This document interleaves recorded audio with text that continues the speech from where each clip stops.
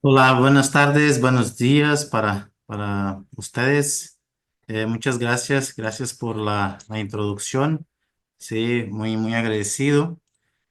Pues antes que nada, me gustaría también agradecer en nombre del doctor Luis Vázquez y todas las personas que estuvieran involucrados en este evento promovido por la Fundación Hondureña de Investigación Agrícola, la FIA. Y claro, por esta invitación y oportunidad de abrir ese espacio para hablar sobre un tema que hoy es una realidad y ha ganado aún más fuerza en el mercado global, que es el tema de la bioestimulación. Entonces, hablaba de este avance tecnológico que ha generado, obviamente, las empresas y a través del conocimiento científico que ha creado las instituciones, las universidades, con el objetivo, obviamente, de apoyar el mercado, que ahorita vamos a tratar de desglosar estas informaciones. Entonces, hoy entiendo yo que la bioestimulación ella pasa a ser un enfoque también parte de la innovación en la agricultura, que va a utilizar muchas veces productos naturales para mejorar, o sea, como bien hablaba, ¿no? El doctor por ahí, Luis, hay productos que vienen para complementar un manejo y hay otros que vienen para aumentar la eficiencia del uso de algunos recursos, en este caso de sustitución, como por ejemplo el propio uso de algunos productos que disminuye el uso excesivo de la fertilización o de productos de moléculas químicas como insecticidas, fungicidas. Como bien comentaba por ahí, mi nombre es William, aquí ando, aquí tiene su casa también. Van a escuchar un acento un poquito mexicano porque viví en México en el norte, ese acento es del norte de México. Los que encantan la carne asada, pues Monterrey es conocida por la carne asada, ¿verdad? Y por estar cerquita ahí de los Estados Unidos. Entonces, la idea hoy es hablar de este papel que tienen los bioestimulantes, tal vez no con tantos datos interesantes como nos presentó el compañero antes de esta charla, pero son conceptos y que sí debemos, creo que debemos también estar atentos. Y en esta charla yo busqué organizar en estos 7 diferentes puntos, o cual busco transmitir a ustedes más sobre el enfoque de la agricultura actual, la necesidad de hacer más eficiente a los recursos, tratar de integrar los bioestimulantes en manejos, eh, tratando de estimular a la planta para que pueda desempeñar respuestas más positivas cuando expuesta a ciertas condiciones ambientales, dado esta volatilidad climática, esa incertidumbre que muchas veces nosotros no tenemos las herramientas correctas para predecir el estrés. También me gustaría resaltar las principales fuentes que se utilizan los bioestimulantes en el día de hoy. Hay diferentes compañías que usan variaciones de estas mezclas y otras tecnologías más específicas, pero en general lo que voy a presentar hoy son los grandes grupos de materias primas que se utiliza como bioestimulante. Y finalmente, cómo anda el mercado y sus principales drivers o conductores para este incremento del mercado de los bioestimulantes, y tratar de hacer conclusiones y pasar algunas nuevas perspectivas, claro, conclusiones más generalistas para no caer en el tema de conclusiones que a veces no es tan real, ¿verdad? Entonces, dentro de la parte introductoria, me gustaría empezar mi charla con esa pregunta, ¿verdad? ¿Cuál es el objetivo de la producción agrícola comercial actual? Entonces, lo que entiendo yo que el objetivo de la producción agrícola actual es lograr el máximo rendimiento posible de un cultivo con el menor costo energético de la planta y el menor costo económico del productor, y o cual esta eficiencia de la producción agrícola es crucial para asegurar la rentabilidad y la sostenibilidad a largo plazo. Entonces, hay una palabra que puse en azul, rendimiento, y es una segunda pregunta. Entonces, si el objetivo es lograr el máximo rendimiento del cultivo con un menor costo, energético, económico. La pregunta es entonces, ¿qué es el rendimiento? ¿Qué entendemos por el rendimiento? Entonces, de una manera bastante general, el rendimiento puede ser definido como la cantidad de biomasa producida por una unidad de superficie como un resultado neto de la relación de la fotosíntesis y de la respiración de la planta. O sea, es lo que produce y lo que gasta. Por ejemplo, a veces estamos tan enfocados en aumentar la fotosíntesis de un cultivo a través de productos que dicen aumentar la fotosíntesis, pero no estamos cuidando del gasto. Para mí es lo mismo que pedir aumento en sueldo para mi jefe si sigo gastando en la misma cantidad y quizá a veces gastando más, ¿verdad? Entonces, la relación neta es siempre pequeña. Entonces, no basta regular la fotosíntesis, aumentar fotosíntesis, si yo no trato de proteger mi planta con los desgastes energéticos. Entonces, esa Hey, relación, señores, ¿qué onda? Mirá, necesito un favor. Necesito los últimos precios. perdón, disculpen, es que alguien habló. Bueno, les comentaba que esa relación entre la fotosíntesis y la respiración, este balance neto es el rendimiento del cultivo. Y la planta tiene que dirigir esta biomasa para diferentes partes. Y eso nosotros no podemos olvidar de la diferencia que es el rendimiento biológico del rendimiento agronómico. Entonces, ¿qué viene siendo el rendimiento biológico? El rendimiento biológico es la cantidad de biomasa total producido por un cultivo que van a incluir todas sus partes, como hojas, tallos, raíces y etcétera. O sea, todo aquello que es parte de la planta que no necesariamente tiene una función agronómica. Por ejemplo, una papa, nosotros tenemos interés en el tubérculo y no en la parte del vástago. Entonces, la pregunta dos es, tres, perdón, ¿cuál es la relación del rendimiento biológico con el agronómico? Entonces, la diferencia entre rendimiento agronómico y el biológico se llama índice de cosecha. Entonces, conocemos nosotros cuál es el índice de cosecha del cultivo que trabajo. O sea, estoy estimulando la producción de biomasa, pero cómo la planta está direccionando esa biomasa para el crecimiento biológico o para el crecimiento, perdón, el rendimiento agronómico. Esta relación del rendimiento agronómico, que viene siendo específicamente la parte de la biomasa que es de interés económico, o sea, lo que vamos a cosechar, puede ser un grano, puede ser un tubérculo, puede ser una flor, pero en relación a la biomasa total, ¿cuál es mi índice de cosecha? Entonces, sobre esta relación, nosotros vamos entendiendo si estoy manejando correctamente el cultivo, más para producción de rendimiento biológico o más por el agronómico. ¿Cuál nos interesa? Naturalmente, si queremos hacer, regresando al tema del rendimiento, de la definición de rendimiento, tiene que haber una relación económica, ¿verdad? ¿Para qué voy a producir 80 toneladas de hojas de papas si al final no estoy produciendo ni 5 toneladas de tubérculos, ¿verdad? Entonces hay un mal direccionamiento de ese tipo de biomasa.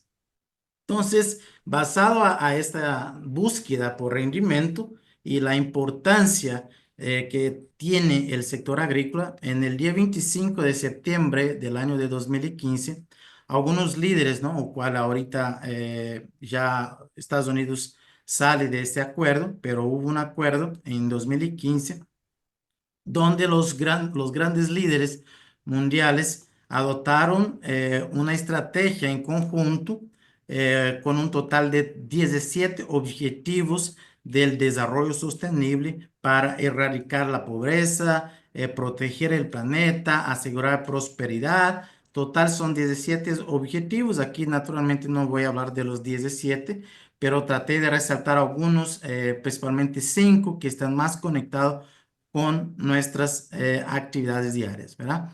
Y estos cinco temas están directamente relacionados con los principales desafíos de la agricultura moderna. Primero punto es el costo, ¿verdad? Entonces aquí resalto, perdón, aquí resalto el principal que veo que el costo de producción es un desafío muy significativo, ya que los agricultores sí o sí deben equilibrar las necesidades de maximizar los rendimientos, vuelve la palabra rendimiento, con el control de los gastos. Yo puedo producir mucho, pero sigo gastando en la misma intensidad, el rendimiento económico va a seguir bajo. Entonces, la necesidad de optimización de los recursos con el uso eficiente de ciertos componentes son parte de estratégico para reducir los costos y maximizar la eficiencia de un cultivo. Un ejemplo que se ha buscado es cómo hago para reducir el exceso de fertilizantes, para aumentar la eficiencia del uso del agua, para maximizar la estructura y arquitectura de la planta para que sea más eficiente en capturar la luz, productos que vienen para contrarrestar esta volatilidad climática como la alta temperatura. En fin, el costo es un factor que sí o sí va a ser un determinante para el rendimiento económico. Y después la mano de obra, que es parte del costo. Entonces, la mano de obra también es un desafío muy importante. Voy a dar un ejemplo. Pues dependiendo de la desuniformidad del cultivo, tengo que recoger varias veces mano de obra para cosechar el producto de interés, como por ejemplo, ¿no? El ají o el chile. Si yo no tengo una uniformidad en la floración, que tengo que estar todo el tiempo regresando en la finca para cosechar, tengo que pagar más gente. Entonces, ese tipo de necesidad pasa a ser una oportunidad también para el área de innovación y desarrollo de nuevos productos para que pueda apoyar al agricultor en estandarizar el crecimiento del cultivo y el proceso de producción. Los cambios climáticos, pues ya todo mundo sabe, ya están cansados de escuchar que los cambios climáticos representan un desafío creciente, es una pérdida de certeza o qué va a pasar con el clima. Entonces, esta variabilidad climática va a afectar naturalmente los rendimientos y aumentar los riesgos para la producción agrícola. Entonces, la adopción de prácticas agrícolas que trata de mantener el cultivo más resiliente y estimular los mecanismos de autoprotección de la planta de percepción es un factor importante que juega un papel diante de esta incertidumbre en las condiciones climáticas. Los recursos hídricos es parte del tema climático, entonces es un factor que tampoco es tan importante porque el agua eh, dice, ¿no? El agua es la vida, entonces el agua es un factor importante y determinante para el cultivo. Entonces, hacer el sistema más eficiente en el uso del agua, controlar el sistema de riego, tener más certeza de que estoy poniendo es la cantidad necesaria para la biomasa esperada son metodologías que sí sé que ustedes como agricultores técnicos han puesto mucha atención. Y el quinto punto, que es bastante significativo, son los cumplimientos de las leyes y regulaciones americanas y europeas. Nosotros tenemos como principales compradores, pues los americanos, los europeos y los chinos, ¿verdad? Entonces, dependiendo de las regulaciones que se pueden incluir, por ejemplo, estándares de calidad, el uso de ciertas moléculas de pesticida, fertilizantes. Sabemos que no se puede exportar ningún producto que contenga nitrato para Europa, o sea, es prohibido por el exceso de nitrato que tiene en su suelo. Entonces, ese tipo de restricciones también afecta nuestro sector. Y una otra característica son las prácticas laborales. Hay tantas empresas que por ahí andan adoptando la agricultura regenerativa como un factor de buenas prácticas. Ahí está Nestlé, que es una realidad, y está empresas del sector de la textiles, que es la Polo House Lawrence. Ella ya empieza a comprar algodón de los agricultores que tratan de manejar mejor el suelo, haciendo adopciones de agriculturas más regenerativas de sus suelos. Entonces, esta alta optimización y sostenibilidad de los recursos nos hace mantener más o menos competitivo diante de un escenario agrícola bastante complicado. ¿Y cuáles son los factores, las tendencias mundiales para fomentar el rendimiento? El primero es el cambio climático, como ya hablábamos, el tema de incertidumbre de lluvia, de temperaturas, olas de calor, la degradación del suelo, la pérdida de fertilidad biológica. Estamos tan prendidos a controlar la fertilidad química y la física que nos olvidamos por mucho tiempo de lo que estamos haciendo con la parte biológica del suelo. Pues hoy se ha buscado tratar de recuperar a través de productos que impulsionan el reclutamiento de microorganismos, adicionar también microorganismos en el suelo para tratar de mejorar este microbioma del suelo. Y es una práctica que afortunadamente conozco empresas en Honduras y otras partes de América y Sudamérica que ha tratado de trabajar con esto. Y otro factor es la gestión del agua, ¿verdad? Entonces, dentro de esos tres grandes grupos hay una palabra que está directamente conectado, que es la fisiología de la planta. O sea, hoy trabajar sobre la fisiología de la planta es un factor bastante importante si queremos maximizar este rendimiento agronómico de un cultivo. Bien, entonces, ¿cuál es el enfoque del manejo nutricional? Porque estamos ya cambiando un poco el tema, ¿verdad? Porque antes para nosotros la nutrición era algo de adicional y por dudas vamos a poner un poquito más, ¿verdad? Entonces, hoy, dado todo eso que vengo comentando de la eficiencia del uso de esos recursos, la necesidad de reducir costos, pues ya cambia un poco la definición y el enfoque de esta nutricional. No es poner más para ganar más, es poner el mínimo necesario para tener una mejor respuesta. Entonces, el enfoque del manejo nutricional en la actualidad es toda la actividad que permita mejorar tanto el aprovechamiento de lo que pongo y eficientizar lo que ya existe en el suelo, porque el suelo también está rico de nutrientes, está rico de microorganismos,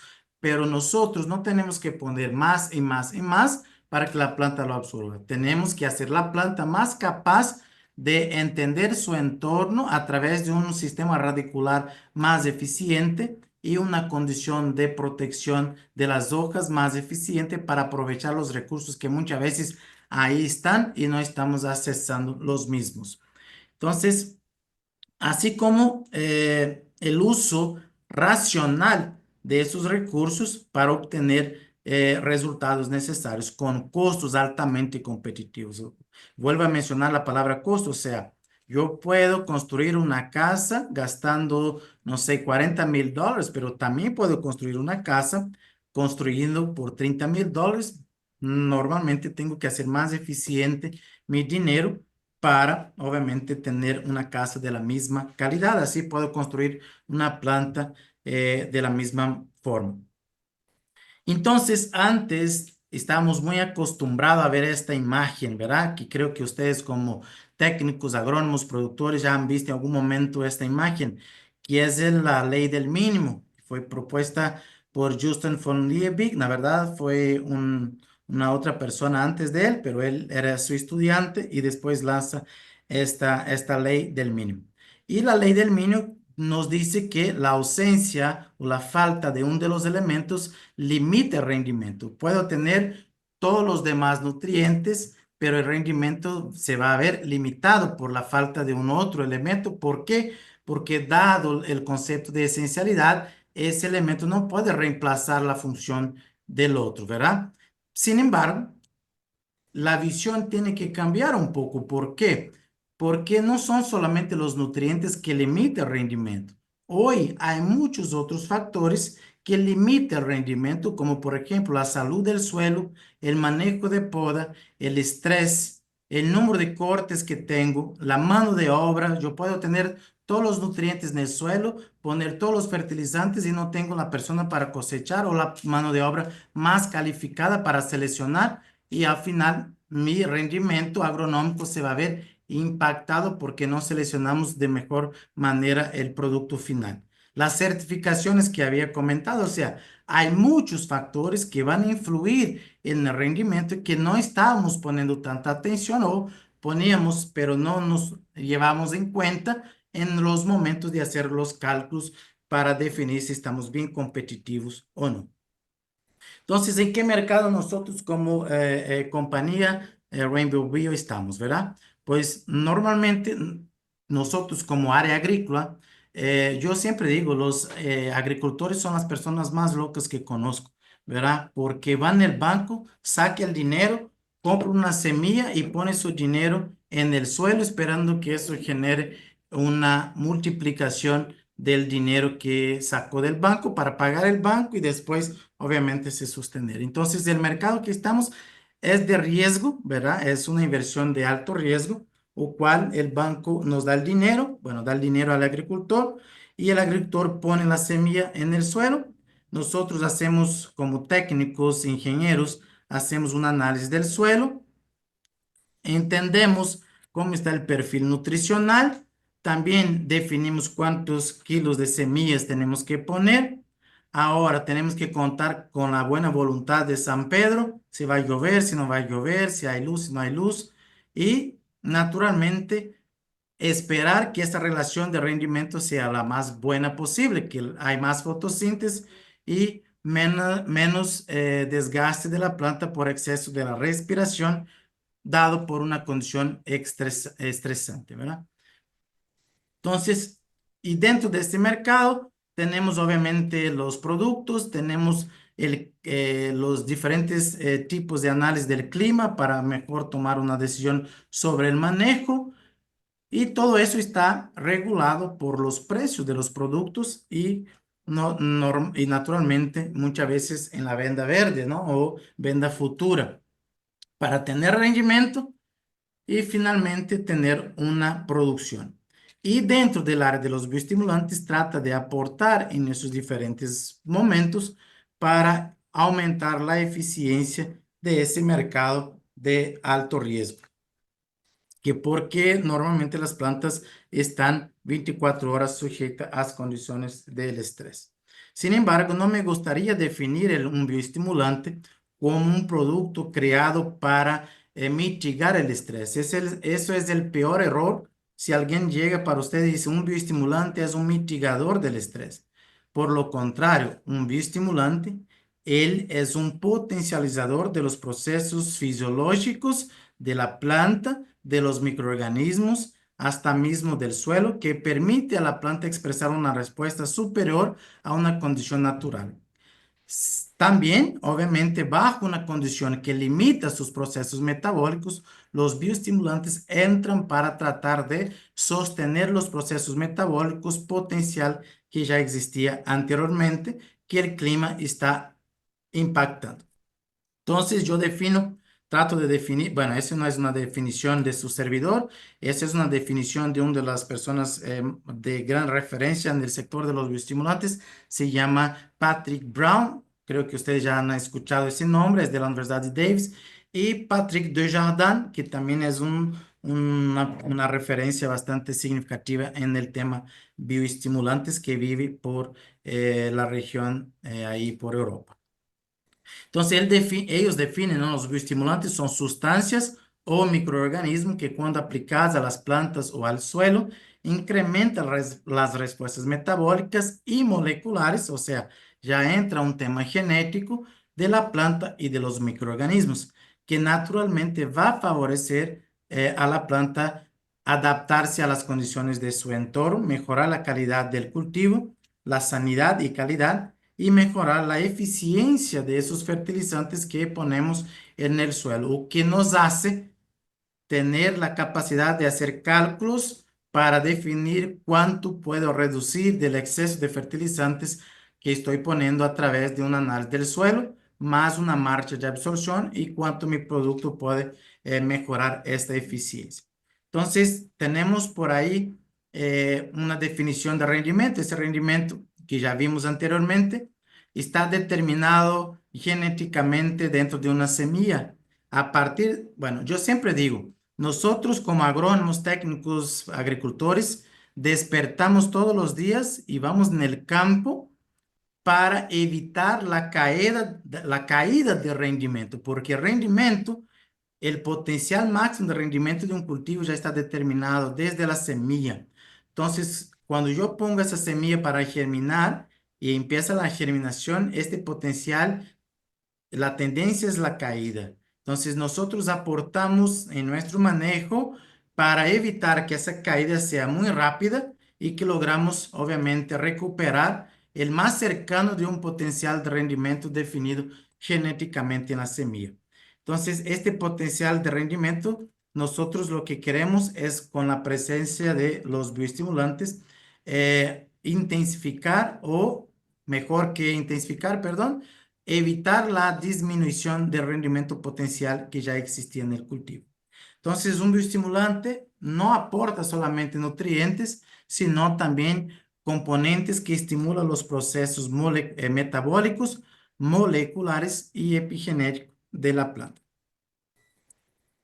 Entonces, de manera muy general, nosotros podemos clasificar los bioestimulantes de esta forma, ¿no? Para facilitar el entendimiento de todos. Los bioestimulantes, bueno, los productos biológicos, perdón, son divididos en productos de bioestimulación y de biocontrol. Ahorita vamos a ver. Entonces, los bioestimulantes, más o menos la misma definición que lo había definido anteriormente, son esos componentes o productos que producen uno o más de los siguientes efectos en la planta. Pueden mitigar el estrés, pueden mejorar la calidad del cultivo a través de procesos metabólicos, así también como pueden mejorar la asimilación de los nutrientes. Y de estos bioestimulantes podemos tener productos a base de microorganismos y productos que no llevan microorganismos vivos, ¿verdad? Los bioestimulantes no microbianos, ellos pueden tener un objetivo de aumentar la eficiencia del uso de los nutrientes, así como tener sustancias que aumentan el crecimiento, ¿no? Estimulan el crecimiento de la planta. De los componentes más utilizados en la bioestimulación no microbiana son los aminoácidos, seguido de las algas marinas y después dentro de su grupo de los aminoácidos están los péptidos señalizadores y por fin algunos ácidos orgánicos como ácido húmico y ácido fúlvico. Ya dentro de los grupos de los productos biológicos bioestimulantes a base de microorganismos, normalmente son productos que vienen a estimular la eficiencia del uso de los nutrientes. Dentro de esos grupos de los bioestimulantes dependientes de microorganismos vivos o extractos de microorganismos, están las bacterias seguida por los hongos. Dentro de los grupos de las bacterias, el mercado que más ha crecido, que ha ganado mayor porcentaje en el segmento de los bioestimulantes a base de microorganismos, son los que estimulan la fijación de del nitrógeno. ¿Por qué? Básicamente porque gran parte del área producida en el planeta, pues, es de soya o de alguna leguminosa como el frijol, y entonces anda buscando algunos grupos de bacterias del género Bradder o Bradder rhizobium, por ejemplo. Entonces, por eso es el mercado, es uno de los más grandes. Pero también hay otros grupos de bacterias que no solamente asocian con leguminosa, pero también con gramíneas. Y después ahí vienen los demás grupos, ¿no? Los géneros Bacillum, que son los más conocidos de bacterias para aumentar la solubilización de fósforo, potasio y otros elementos. Bien, ahí dentro de ese mismo grupo tenemos los que promueven el crecimiento. Entonces, también, además de generar esas respuestas a nivel nutricional, también hay microorganismos que estimulan el crecimiento a través principalmente de la relación que tiene con el balance hormonal. Y de los no microbianos, o sea, de los grupos de bioestimulantes no microbianos, son normalmente extractos de algas, que ya había comentado, algunos ácidos orgánicos, que en ese caso ácido fúlvico, ácido húmico, ácido cítrico y muchos otros, los aminoácidos y algunos otros compuestos inorgánicos, como los propios elementos minerales, como el níquel, el molibdeno, el cobalto, ¿verdad? Que ahí andan dentro de ese mercado. Dentro del mercado de los biocontroles tenemos los biopesticidas. Estos biopesticidas también derivan de materiales naturales como las plantas, las bacterias y algunos minerales, como por ejemplo el níquel, que tiene una función interesante para el control de algunos hongos. Eh, y en el caso de los extractos, pues hay inúmeros extractos que generan una respuesta de bioinsecticida, por ejemplo, o bionematicida. Y una serie de bacterias que tienen una función de controlar nematodos o otros hongos en el suelo. Dentro de los grupos de las sustancias bioquímicas, que en ese caso son los extractos vegetales, gran parte de esos extractos vegetales son ácidos orgánicos o algunos semioquímicos oriundos o provenientes del metabolismo secundario. De los grupos que normalmente se retrata en los bioestimulantes son las hormonas, ¿verdad? Que normalmente son citoquininas, auxinas, y de los semioquímicos son químicos como y feromonas. Y de los biopesticidas de origen microbianos, también ahí ya había comentado, bacterias, hongos, protistas, virus, levadura y otros microorganismos. Claro que dentro de esos biopesticidas, el grupo que más contribuye para el mercado son las bacterias. Es el grupo más grande actual, de hecho, representa más del 90% de ese mercado, seguido por algunos hongos. Ahí muy poco los virus. Ya para el biocontrol de los macroorganismos, hay algunos grupos de insectos que también actúan sobre otros insectos, algunos ácaros y nemátodos. Bien. Entonces, los bioestimulantes, ellos van a participar de un esfuerzo global para un efecto de mitigación verde y sostenible de dos formas: la bioestimulación en la planta y la bioactivación del suelo. Todo eso, obviamente, en conjunto con una agricultura sostenible que esté relacionada con la fertilidad y calidad del suelo, y todos trabajando para la eficiencia del uso de esos recursos. ¿Cómo van a trabajar este esfuerzo de los bioestimulantes y de los bioactivadores? Normalmente van a trabajar directamente con la mejora de la calidad y de la producción, estimular el metabolismo vegetal, optimizar el uso de los nutrientes, aumentar la protección del estrés biótico y abiótico, aumentar la actividad y funcionalidad del microbioma del suelo y naturalmente permitir un equilibrio de la comunidad microbiológica y la conexión con la planta para que al final genere una mejor eficiencia en la absorción de los nutrientes y la estimulación del crecimiento radicular y del vástago. Y dentro de esas cuatro categorías, todos están conectados con la agricultura regenerativa, cambios climáticos, salud y calidad de la planta y del suelo, y dependiendo de las características del mercado.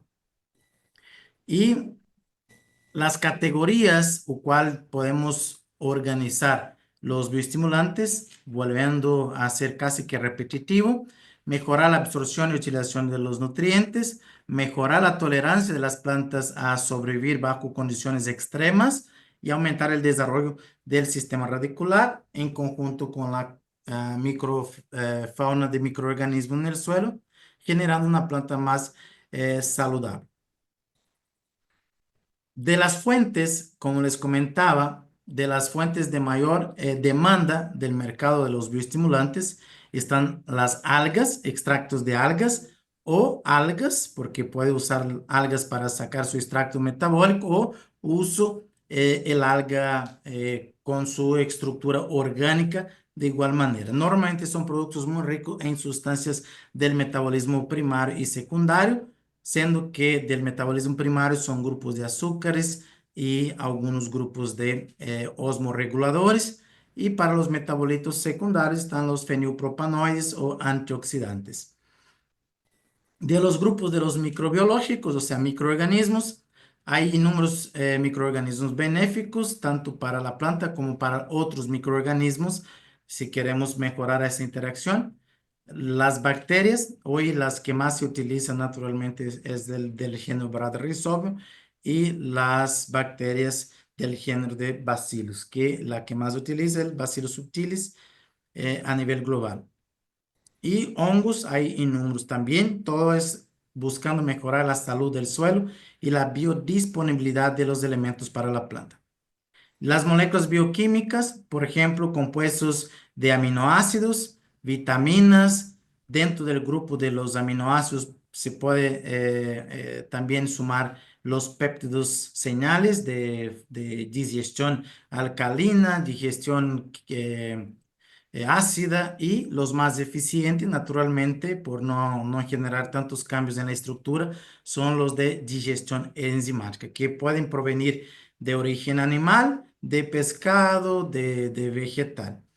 Sabemos que normalmente los productos de origen de aminoácidos que son de origen animal tienen una concentración más alta comparado con uno de pescado y que de pescado tiene una concentración más alta que vegetal, porque normalmente los animales acumulan mucho más proteína que los vegetales. Por esta razón, la proteína más abundante de un vegetal es la rubisco. Entonces, cuando quita la rubisco, que es la enzima de la fotosíntesis, pues pierde una gran cantidad de proteínas. Y mientras que nosotros, humanos y animales, como el ganado, pues tiene una alta carga de proteínas por una cuestión de evolución del organismo. Entonces, si queremos un producto de mayor concentración, normalmente son productos de origen animal, pero ya hablaba de las leyes y los cambios, se han buscado fuentes más alternativas, como por ejemplo de pescado y una mezcla animal con vegetal.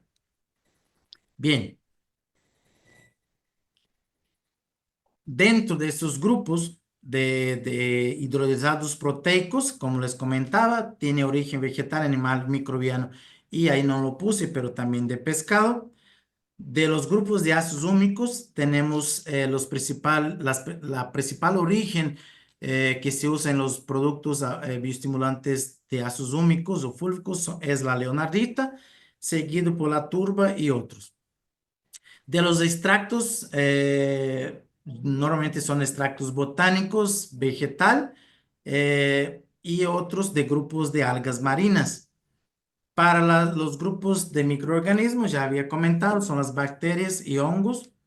Y sustancias inorgánicas son o los minerales que tienen un efecto también de activador enzimático. Tenemos el selenio, tenemos el níquel, tenemos el cobalto, el molibdeno, son grandes grupos de elementos minerales que han también aparecido en el mercado para estimular alguna respuesta. Y sin duda, ya me iba pasando un otro elemento que es el silicio dentro de esos 5 grandes grupos de sustancias inorgánicas.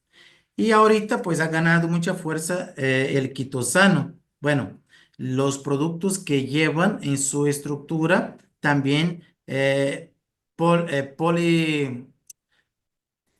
grupos de, let's say, no, perdón, es en inglés, disculpa.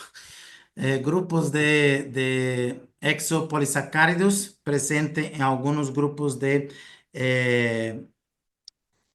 organismos como el cangrejo, en inglés es shrimps, hay algunas palabras, se me olvidan en español, se me olvidó el nombre.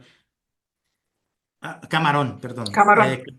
Sí, camarón, disculpe, sí, el camarón normalmente se usa esos grupos de organismos que tienen un exoesqueleto bastante rico en quitina y obviamente hace una desacetilación, atacan con un grupo alcalino y hace un cambio en la estructura, agrupa un grupo nitrogenado en este proceso y obviamente pasa a ser utilizado con un excelente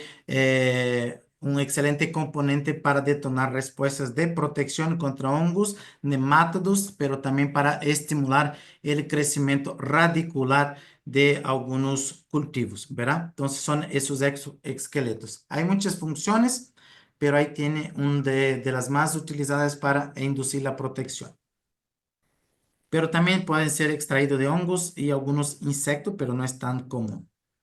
De los grupos de los hidrolizados de proteína, aminoácidos y péptidos, podemos decir que dado la origen animal o vegetal, va a cambiar principalmente la concentración, bueno, la concentración total de aminoácido total y la proporción de los aminoácidos libres en el aminograma. Entonces, normalmente cuando ustedes agarran un aminograma y ve que está muy rico en glutamato, aspartato, arginina, asparagina, normalmente son de origen vegetal porque normalmente son los grupos de aminoácidos más libres en las plantas. Pero cuando agarra un producto que, bueno, también la glicina, porque normalmente se usa de la soya, ¿verdad? Que acumula a glicina. Pero si está muy rico en algunos otros aminoácidos, leucina, isoleucina, valina, normalmente son de origen animal. Y existe la mezcla para eh, mm, mejorar la distribución de esos aminoácidos. Entonces, los aminoácidos son esos grupos orgánicos con un grupo amina, que ustedes pueden ver aquí, perdón, un grupo amina y un grupo de ácido carboxílico y un grupo radical, que eso va a cambiar de acuerdo con el aminoácido y tiene inúmeras funciones. Normalmente ese aminoácido es sintetizado a partir de un proceso que se llama transcripción, pasa para un péptido y un péptido pasa para una proteína. Sin embargo, un aminoácido, cuando aplicado de manera foliar o vía suelo, jamás va a ser integrado a una proteína otra vez. Sí, porque ya he escuchado muchas veces que dicen, no, es un bloque de construcción de las proteínas. Un aminoácido ya formado jamás se integra en una proteína en la planta. Un aminoácido participa de una ruta metabólica específica para sintetizar otros componentes metabólicos. Las proteínas son sintetizadas, controladas por un proceso de transcripción y traducción que viene desde un comando más genético. Cuando aportamos aminoácido externo, tenemos un objetivo de aportar una ruta metabólica, no proteica, metabólica, más la parte energética.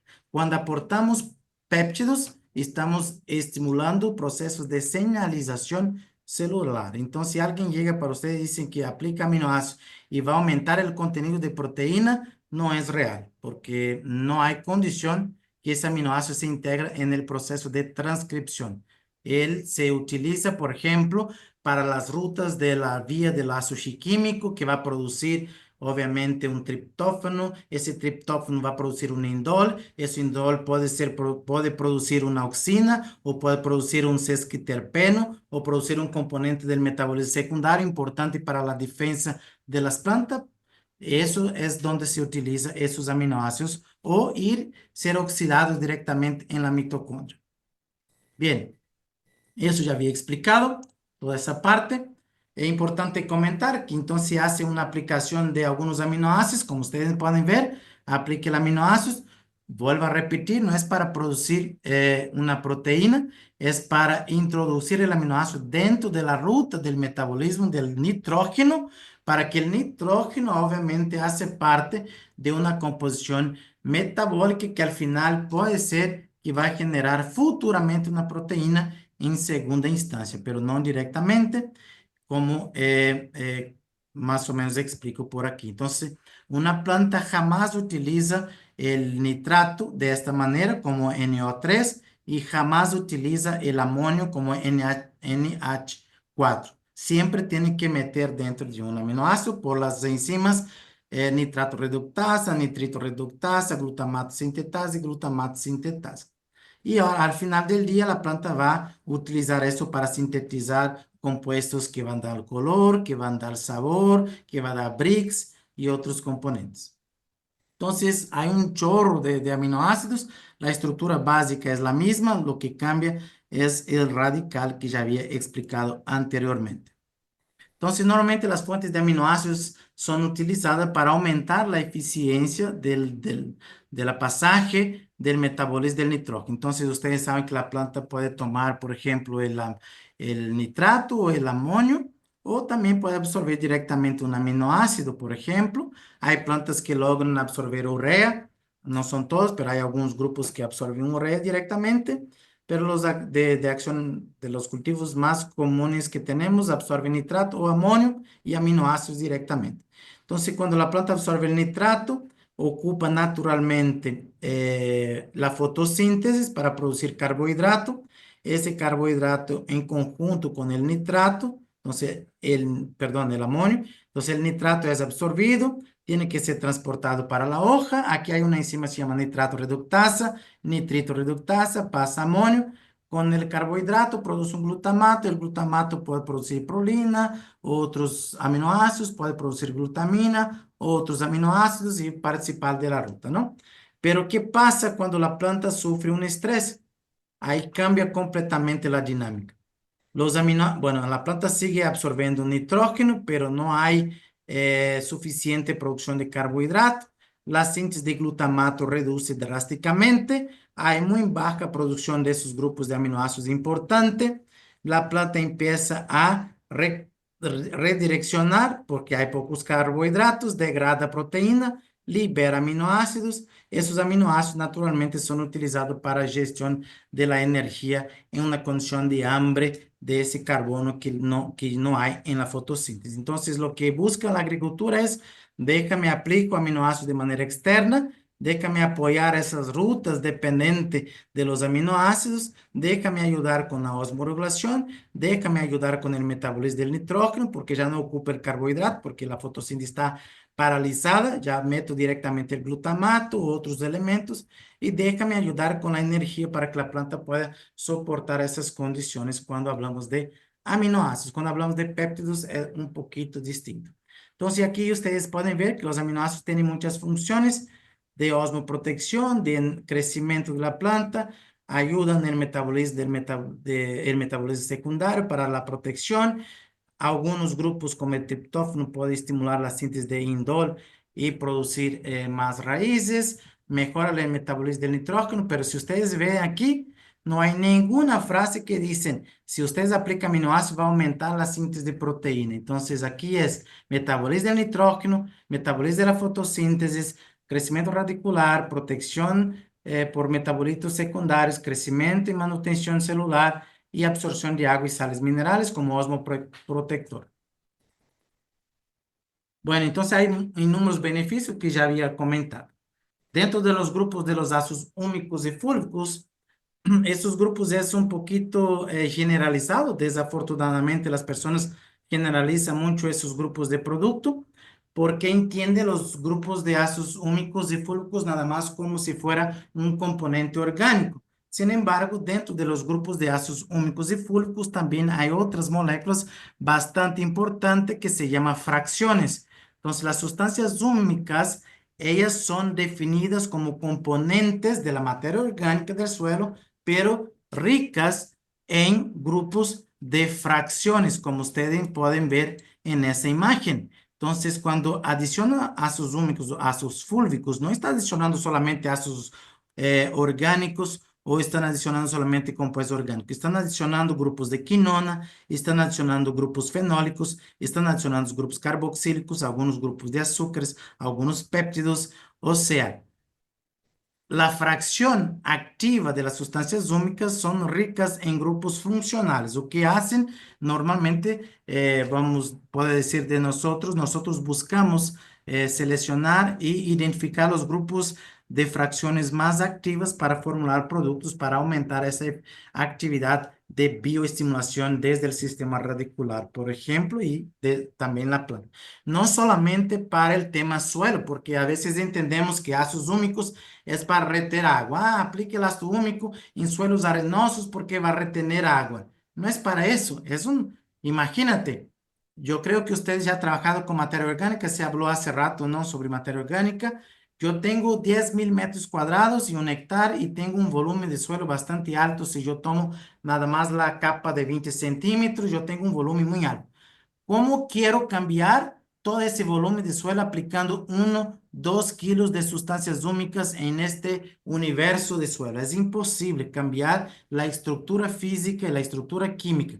Es posible cambiar la percepción del sistema radicular en la zona de la rizósfera para que la raíz y este medio cerca a la raíz hagan cambios de pH, de oxidación o reducción para aumentar la eficiencia de liberación de ese nutriente y acción de organismos. No vamos a esperar a aplicar 1 kilo, 2 kilos de sustancias húmicas para cambiar toda la estructura física de un suelo, porque eso No, es bien difícil, ¿verdad? Yo nunca he visto si yo veo a los agricultores aquí aplicar 3 toneladas de calcário y nunca logran cambiar el pH del suelo. Imagina si voy a cambiar con 1 kilo de este producto una estructura física que normalmente tardan millares de años para cambiar, ¿verdad?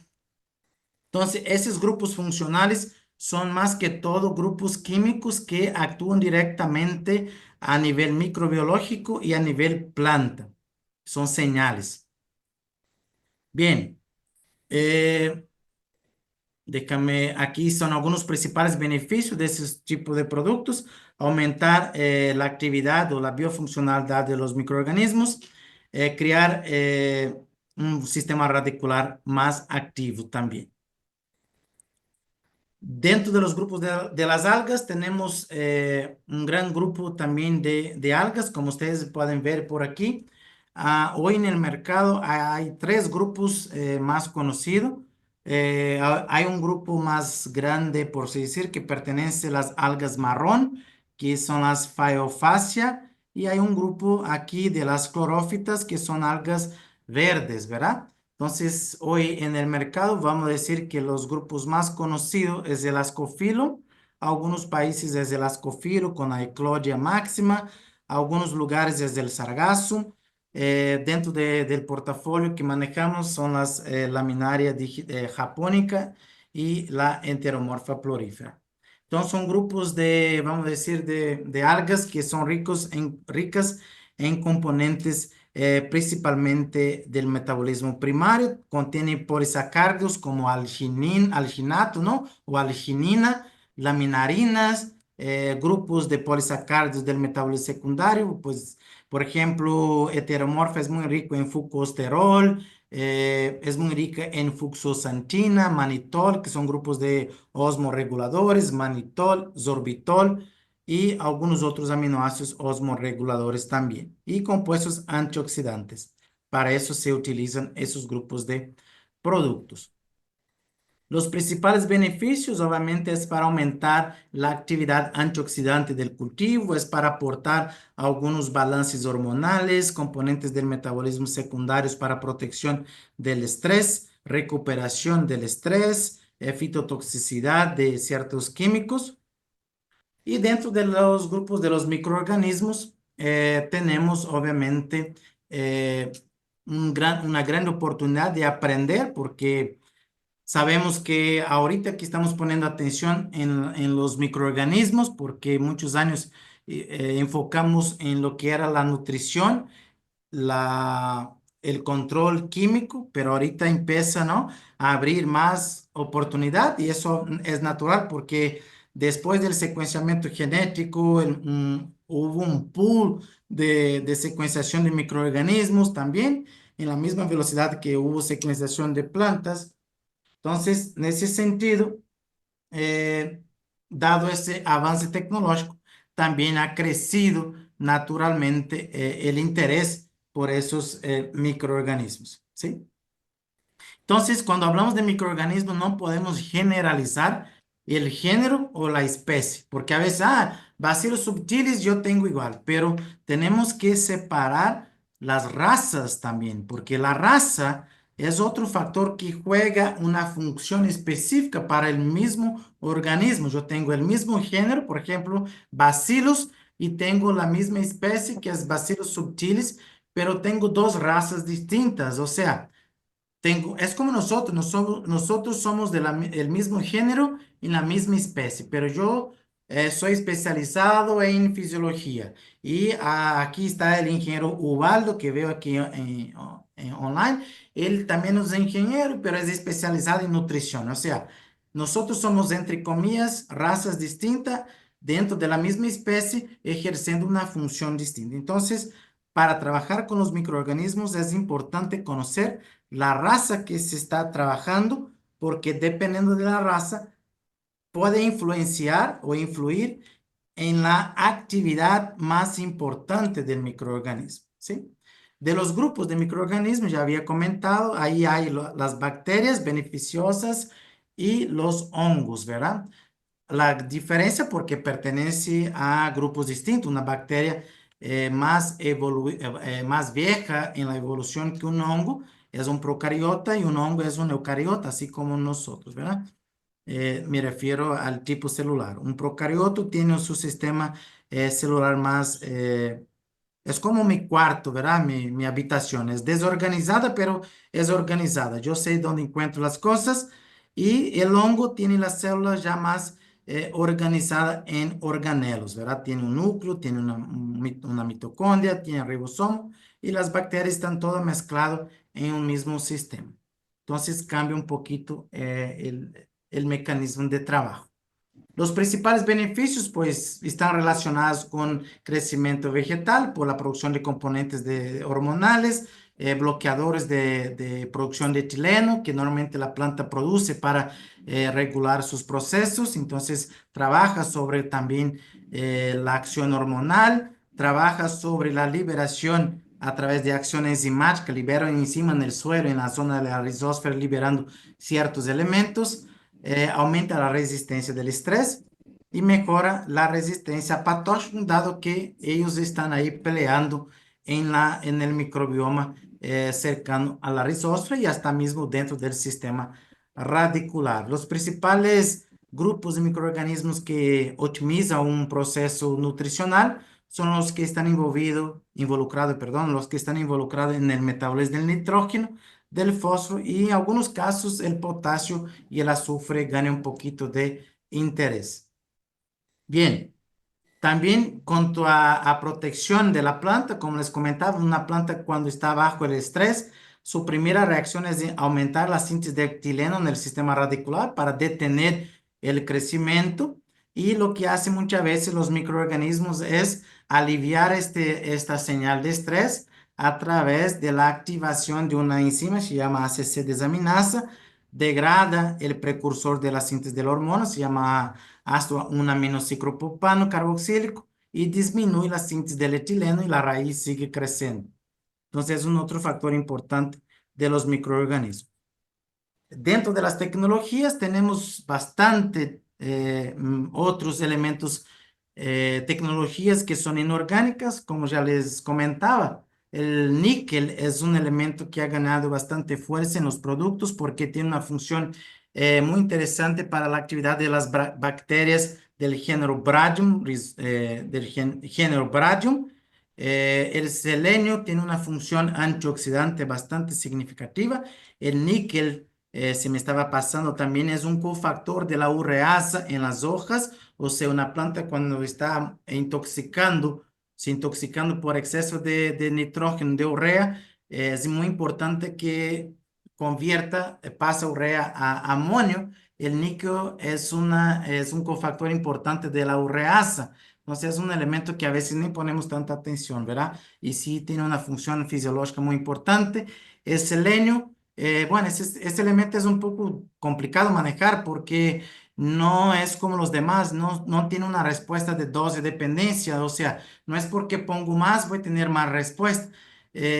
Dependiendo de la concentración puede generar una fitotoxicidad o dependiendo de la concentración no hay ningún efecto, es bien difícil manejar la mejor dosis. El cobalto y el molibdeno también son importantes. El cobalto es un inhibidor directo también de la CC desaminasa, o sea, disminuye la síntesis de etileno, tanto que se usa mucho en pre-cosecha de mango o otros frutales, productos a base de cobalto y el molibdeno, para disminuir la síntesis de etileno durante el crecimiento de la fruta, para evitar caída de frutas o para disminuir la velocidad de maduración, ya que el etileno para los frutos climatéricos es muy importante para empezar los cambios metabólicos, ¿no? El silicio nosotros ya sabemos, tiene una función, es uno de los elementos junto con el cobalto, el molibdeno es uno de los elementos más utilizados hoy, como vamos a llamar de bioestimulantes inorgánicos. El silicio tiene un factor importante de protección de la pared, una resistencia, tiene una función también de estimular osmoprotección de las plantas. O sea, tiene muchas funciones el silicio, es un elemento que a mí me gusta, así como el magnesio, son dos elementos que me gustan bastante por sus acciones y respuestas en la planta. Y el molibdeno es un cofactor de algunas enzimas, tanto de las que eliminan las especies reactivas del oxígeno, pero también de la nitrato reductasa que está involucrado en el metabolismo del nitrógeno. Entonces son algunos 5 elementos que también podemos empezar a poner atención porque tienen una función interesante para las plantas. Ya para mover casi al final, el tema de los quitosanos. Ya había comentado, es un grupo de exopolisacáridos que pertenecen o que se extraen de algunos grupos de organismos. Algunos son eh, los, otra vez, ¿no? El camarón es el más utilizado, el camarón, y en fin, tiene una función se llama efecto priming. Priming es un efecto de estímulo de un mecanismo dependiente de una regulación epigenética, o sea, hay cambios en la epigenética, regula la expresión de algunos genes y cuando se aplica ese tipo de producto, la planta crea una especie de memoria para los que por ahí nunca había escuchado. Las plantas también tienen un sistema similar de memoria o memorias para recordar un evento, ¿verdad? Un proceso. Entonces, el sistema epigenético es una especie de una memoria. Entonces, el quitosano también detona esas especies de memoria de la planta para que después de un segundo evento de estrés, la planta ya está preparada para una respuesta. Eso es algo interesante. También tiene una acción directa con enzimas antioxidantes, principalmente la fenilamonoliasa, y la activación de síntesis de fitoalexinas y algunos componentes exudados para protección contra nemátodos. Entonces, se ha utilizado bastante ese tipo de producto para dar vigor y sanidad al sistema radicular, para proteger de esos problemas en el sistema radicular, pero también para proteger las hojas contra hongos, especialmente por el tema de las fitoalexinas. Entonces, hoy no hay duda, ¿verdad? Que el mercado bioestimulante es un mercado que está en plena expansión, en pleno crecimiento. Yo no sé cuánto tiempo tengo, si ya me fue mi tiempo, tengo 1 hora, ¿verdad? Ya me pasó 5 minutos. Entonces voy a concluir aquí muy rápido sobre el tema del mercado. Entonces, esta gráfica hace un resumen de cómo el mercado de los bioestimulantes ha crecido por sus categorías de biocontrol, de bioestimulante y los biofertilizantes. Todos los segmentos han crecido un promedio de 12% de la tasa de crecimiento anual compuesto. Es un factor bastante significativo. Es un mercado que ha valorado en este año de 2020, el año pasado, perdón, de 2024 en 9.000 millones de dólares. O sea, es un mercado en plena expansión. Hay empresas que han facturado hasta 500 millones de dólares de ingreso con bioestimulantes y hoy en el mercado hay 10 empresas que tienen ingresos hasta superior a 100 millones. O sea, hay empresas que han encontrado una oportunidad de aportar al cliente a través de ese tipo de material. Bueno, Estados Unidos es el principal consumidor de ese tipo de productos, seguido por América Latina. Y dentro de la América Latina, los países que más ha consumido el mercado de bioestimulantes en Latam es Brasil, seguido de Chile, Argentina, México, Colombia, Honduras y los demás países como Guatemala, por ejemplo. Entonces, dentro de los grupos de los, vamos a llamar de biocontrol, para América Latina, el de mayor impacto son los bionematicidas para Brasil, pero a LATAM es bioinsecticidas seguido de nematicidas, impulsionado por el mercado brasileño. Y ahí la pregunta, ¿cuáles serían los drivers para este crecimiento, ¿no? ¿Qué están motivando las empresas y los agricultores? El primero es la necesidad, o sea, hay una demanda por la sostenibilidad, una reducción de los usos de liberación de carbono, ¿no? Que se llama footprint a través de la agricultura regenerativa. Ahí también hay un mercado, vamos a llamar de consumidor, que son los grandes mercados, Walmart, Carrefour, Nestlé, que son los principales jugadores de ese tipo de compra del producto. pero también hay impulsores regulatorios como reglamentarios que les comentaba que ciertos países empiezan a restringir el uso de algunas moléculas, por ejemplo, el nitrógeno en Europa, las tiureas, perdón, los de base de urea como protección, si me fue el nombre. Los fosfitos, ¿verdad? Los fosfitos en Europa van cada vez siendo más prohibidos. O sea, hay regulaciones que van controlando ciertos agroquímicos, moléculas de protección también. Y también hay informaciones, ¿verdad? Vamos a llamar de los drivers científicos. Hay una necesidad, que son los cambios climáticos. La agricultura ha pasado por problemas de rutina con esta volatilidad climática, pero en la misma velocidad han aparecido oportunidades del conocimiento científico, o sea, más conocimiento, mayor capacidad de desarrollar tecnologías más eficientes. Este es un factor importante, tanto que en los días de hoy, el proceso de desarrollo de bioestimulación ya han metido en los cambios metabólicos de la planta, cambios epigenéticos, como esos les comentaba sobre la memoria de la planta, regulación de la floración por modos epigenéticos y genéticos. Al final, los bioestimulantes lo que buscan hacer es acuerdan ustedes del rendimiento, de la definición de rendimiento, ¿verdad? Entonces, lo que los bioestimulantes buscan hacer es tratar de regular este direccionamiento de las reservas que naturalmente las plantas van perdiendo por esos diferentes factores ambientales, abióticos o abióticos. Entonces, naturalmente la planta se queda así como esta persona, ¿verdad? La célula tiene que lidiar con todos los factores que van a impactar directamente en el rendimiento agronómico, en el rendimiento biológico, que es el crecimiento y el desarrollo.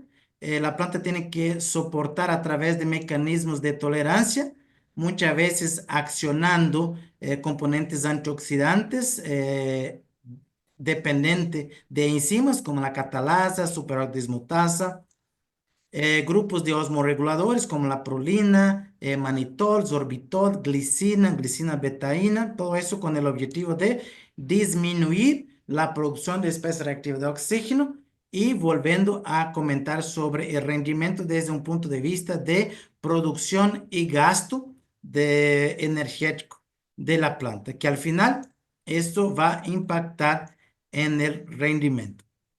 Entonces, yo tenía otras diapositivas, pero ya pasé aquí con unos 10 minutos. Me gustaría finalizar con estas conclusiones bastante rápidas. La agricultura moderna busca eficientizar el uso de los recursos, dado una cuestión de competitividad por el mercado y obviamente regulando lo que venden por el precio y lo que gastan de inversión que se llama costo. Los bioestimulantes pasan a ser una herramienta, una estrategia importante para ese objetivo. Son esas sustancias o microorganismos que van a incrementar la respuesta de la planta, modulando las respuestas metabólicas moleculares y eficientizando la planta para que el agricultor pueda obtener una mejor respuesta y se acercar el rendimiento potencial determinado genéticamente. Es parte de una estrategia de esfuerzo verde y sostenibilidad. Los bioestimulantes no son algo sencillo, no son productos como de un modo de acción específico. Ellos no siguen una estequiometría química lineal, ellos interconectan varias rutas, por eso hace muy difícil el entendimiento del modo de acción de los productos. Y el mercado global de los bioestimulantes ha crecido significativamente y básicamente era lo que tenía así para pasar a ustedes en el día de hoy, pasando un poquito rápido mis últimas diapositivas y pido una disculpa por eso y pues totalmente abierto caso haya alguna pregunta, compañero.